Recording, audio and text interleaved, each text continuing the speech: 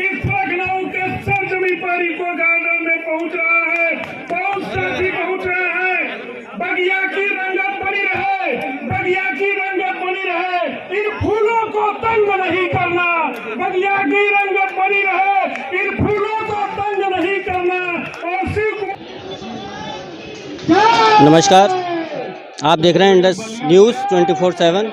इस समय हम लखनऊ में आए हुए हैं इको गार्डन में। यहाँ एक शिक्षा मित्रों का धरना प्रदर्शन एक रैली के माध्यम से चल रहा है। इसी बीच हमारे एक शिक्षा मित्र हैं, इनसे ज़रा बातचीत करते हैं, जानते हैं इनका क्या हाल है। सबसे पहले नाम क्या है आपका? मेरा नाम है डॉक्टर अनिल यादव, जौनपुर निवासी और प्राथमिक विद्यालय बुरहानपुर से आए हैं। और हम लोगों को पीड़ा है, सरकार से अपनी आय विनती कर रहे हैं कि जैसे जिस प्रकार से शिक्षक बंधु को जो है वेतन दिया जाता है, उसी प्रकार हम लोगों को अगर नहीं वेतन देते हैं तो मानदेय बढ़ा दिया जाए। जीविका हम लोगों की जो है किस प्रकार चलेगी। हम लोगों की उम्र जो है 50 के पार होने वाली है और हम लोग भी वही काम कर रहे हैं जो शिक्षक कर रहा है। आज हम लोग उस पौधों को जो है सींच रहे हैं जिससे हमारे इंडिया को अच्छे अच्छे क्रिकेटर बनते हैं, डॉक्टर बनते हैं, इंजीनियर बनते हैं। तो आज हम लोगों की ये स्थिति इस पड़ाव पे आ गई है तो आने वाले इंडिया के क्या होगा। इसके लिए मैं माननीय प्रधानमंत्री जी से, माननीय योगी आदित्यनाथ मुख्यमंत्री जी से निवेदन करेंगे कि हम लोगों की पीड़ा को समझें और हम लोगों को जो है मानदेय बढ़ाएं, और ताकि जो है हम लोगों के बच्चे भी फल फूल के बड़े हों और डॉक्टर इंजीनियर भी हों, देश का विकास हो, हमारे विद्यालय का विकास हो, बच्चे का जो विकास हो। क्योंकि दिल और मन दोनों लगन लगा के जब शिक्षक का कार्य किया जाता है तो बच्चों का जो आनुवंशिक रूप से जो है प्रोत्साहन मिलता है वो आगे बढ़ता चला जाता है। जिस प्रकार पौधा हम लोग सींच रहे हैं, धीरे धीरे करके बच्चों का जो है उम्र बढ़ता जा रहा है, वैसे हमारी उम्र बढ़ती जा रही है। हमारे पास भी लगभग ढेर सारी समस्याएं उत्पन्न होती चली जा रही हैं, क्योंकि कम मानदेय में हम लोगों का बहुत ज़्यादा काम होता है और उतना समय हम लोग देते हैं। सुबह उठते हैं, बैठते हैं और शाम को जो है फिर वही बैठते हैं, नित्य क्रिया सब करना है। और साथ साथ जो है बच्चों के लिए हम लोग उतना मेहनत करते हैं, क्योंकि जब विद्यालय कभी नहीं खुलता था तब शिक्षा मित्र ताला खोलता था। आज वो दिन आ गया है कि शिक्षा मित्र को एक दरकिनार के एक रूप में बैठा के 8 घंटे बैठाया जा रहा है, मानदेय कम मानदेय मिल रहा है, उनका शोषण किया जा रहा है। तो बताइए कि किस तरक्की से हम लोगों का विकास होगा, कि हमारे देश का विकास कैसे होगा। और माननीय योगी जी मुख्यमंत्री हैं, ये कहते हैं सबका हित करेंगे, सबका विकास करेंगे। इसी प्रकार से हम लोगों को जो है उत्पीड़न किया जाएगा तो कैसे हम लोग जीवित रह पाएंगे, शिक्षा का स्तर कैसे बढ़ पाएगा। बताइए, भूखा पेट आदमी रहेगा तो किस प्रकार से शिक्षा ग्रहण करने वाले लोगों को शिक्षा का उम्मीद कैसे पूरा हो गया। और आपको कितने वर्ष हो गए शिक्षा मित्र? अब हम 2006 से हैं, अभी तक लगातार चल रहे हैं। पहले 3500 रुपये मिल रहा था, फिर इसके बाद पूर्व सरकार आई थी तो समायोजित करके परमानेंट कर दिया था। अब आज वो स्थिति आई है कि 10,000 रुपये में करना पड़ता है। अच्छा, सरकार तो ये कहती है 3500 से 10,000 कर दिए आपके। सरकार भी ये भी तो कहे 50,000 से 10,000 पे कर दिए भाई। 10,000 से 50,000 पे जो है था, तो आप कहते हैं 3500 रुपया से 10,000 कर दिए, लेकिन 50,000 से 10,000 पे इसको भी तो आप बोलिए। नहीं तो इस मुद्दे को आप लगातार उठा रहे हैं कि 50,000 से आपको 10,000 पे पुनः कर दिया गया, लेकिन जिन लोगों को 3500 मिल रहे थे उनके 10,000 हुए, ये सही है? 35,000 से 10,000 हुए, उनकी भी बात सही है। इंटर वालों को 10,000 दे दिया जाए। आज वर्तमान समय में हम लोग MA BEd हैं, हम लोगों को जो है योग्यता वही है। और मानसिक आनुवंशिक अनुसार से देखा जाए कि जो युवा में लोग अपना काम करते हैं, वो जब आप वृद्धावस्था पर, प्रौढ़ावस्था पर पहुंच जाएंगे तो वो पूर्ण नहीं कर पाएंगे। शिक्षक के रूप में हम लोगों का अनुभव है।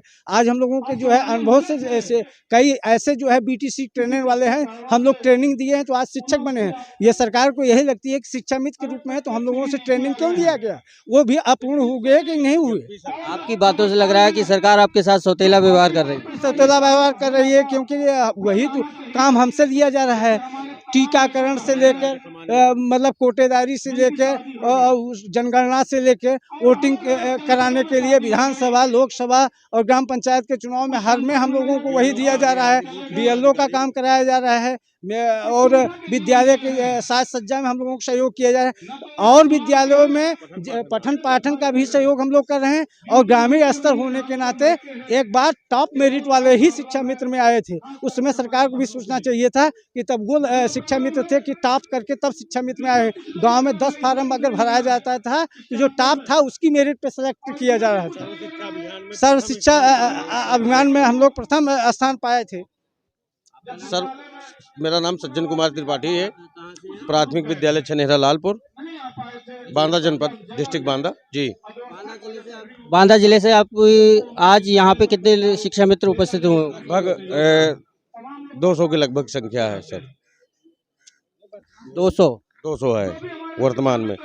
ये कह रहे हैं कि जो शिक्षा की एक रीढ़ की हड्डी थी शिक्षा मित्र, नौनिहाल बच्चों का भविष्य संवारा। और क्या कहते हैं, आपने कहा थी शिक्षा मित्र तो आज भी है? जी हाँ, मैं शिक्षा मित्र हूँ, पूर्व में समायोजित था। और क्या कहते हैं, संपूर्ण शिक्षक की आहर्ताएं पूर्ण करते हुए भी हम लोगों को अयोग्य कहा जा रहा है। ये कहाँ तक सच है? 20 वर्षों के टेट पास, बीटीसी, बीएड और क्या कहते हैं AA में, इसके बावजूद क्या कहते हैं हम लोगों को अयोग्य कहा जा रहा है। ये कहाँ का न्याय संगत है? कोर्ट के माध्यम से दोगला व्यवहार हमारे साथ किया गया। माननीय सुप्रीम कोर्ट पे हम नहीं लांछन लगाते, लेकिन कहीं न कहीं हम लोगों को राजनीतिक शिकार बनाया गया, जिनके माध्यम से आज वर्तमान की स्थितियों परिस्थितियों से जो डिप्रेशन की स्थिति में आकर के 8000 हमारे शिक्षा मित्र बंधुओं ने आत्महत्या या सुसाइड आदि जैसे उसको ग्रहण किया। आज क्या कहते हैं विदीर्ण है सभी की आत्माएं। और हमारी राज्य सरकार चाह रही है कि निपुण भारत शिक्षा मिशन पूर्ण हो जाए। तो मान लीजिए हम आर्थिक तंगी से जूझते हुए निपुण भारत मिशन को कैसे पूर्ण किया जा सकता है? हमें यही पता नहीं कि हम क्या कहते हैं ये 4th ग्रेड के चपरासी हैं कि एक शिक्षक है। यदि शिक्षक हैं तो समान कार्य का समान वेतन देना चाहिए। जिस कार्य को एक शिक्षक पूर्ण करता है उससे अच्छा बेटर ढंग से कि राज्य सरकार की सभी आदेशों का पूर्णतः अक्षरशः और क्या कहते हैं पूरी सत्यनिष्ठा और ईमानदारी के साथ पूर्ण रूपेण कार्य को पूर्ण करने का प्रयास करते हैं, जिसकी आज हम लोगों की उपेक्षात्मक दृष्टि से देखा जा रहा है। अच्छा, आप ये बताइए, आज ये रैली के माध्यम से जो आप आए हैं, रैली के माध्यम से आप अपना मैसेज सरकार तक पहुंचा रहे हैं। यदि सरकार ने अभी भी आपके बारे में नहीं सोचा या फिर सही जवाब नहीं दिया, तो इसके बाद आगे की रणनीति क्या रहेगी? संगठन के माध्यम से आपको कुछ जानकारी है? जी हाँ, माननीय हमारे क्या कहते हैं योगी माननीय श्री 108 श्री महंत और हमारे जो योगी आदित्यनाथ जी यशस्वी मुख्यमंत्री जी हैं, उनसे हम अनुनय विनय करेंगे, चरण वंदन करेंगे। और निश्चित है कि आज नहीं तो कल वो हमारी वेदना को समझेंगे। और दयालु हैं, कृपालु भी हैं और एक संत हैं। उनके अंदर एक जो दया दृष्टि है वो संपूर्ण व्यक्तियों के अंदर नहीं हो सकती। वो हमारी क्या कहते हैं वेदनाओं को समझते हुए, हमारी पीड़ा को समझते हुए वो हमारे लिए बहुत अच्छा कार्य करेंगे। हमें पूर्ण विश्वास है, आशा ही नहीं पूर्ण विश्वास है। तो इसको ये समझा जाए कि शिक्षा मित्र अब आग्रह की स्थिति में आ गए हैं। जी हाँ, हम आग्रह की स्थिति अनुनय विनय कर रहे हैं। हमारी सरकार है, हम उनसे अनुनय विनय करेंगे, चरण वंदन करेंगे। वो हमारे क्या कहते हैं श्रद्धेय हैं। विरोध टाइप का कुछ नहीं है? ऐसा कुछ भी नहीं है, वो हमारे श्रद्धेय हैं। हम उनको एक क्या कहते हैं आदर्श अपना मानते हैं और जीवन पर्यंत आदर्श मानेंगे। अब मान लीजिए हम अपनी आर्थिक स्थितियों से बच्चे हमारे क्या कहते हैं ऐसी उसमें आ गए कि हम अपने दायित्वों का निर्वहन नहीं कर पा रहे हैं। शुक्रिया। तो आप लखनऊ से शिक्षा मित्रों की रैली को देख रहे थे। इसमें शिक्षा मित्रों का स्पष्ट कहना है कि अब हम विरोध की स्थिति में नहीं है, आग्रह की स्थिति में है, अनुनय विनय करने की स्थिति में है।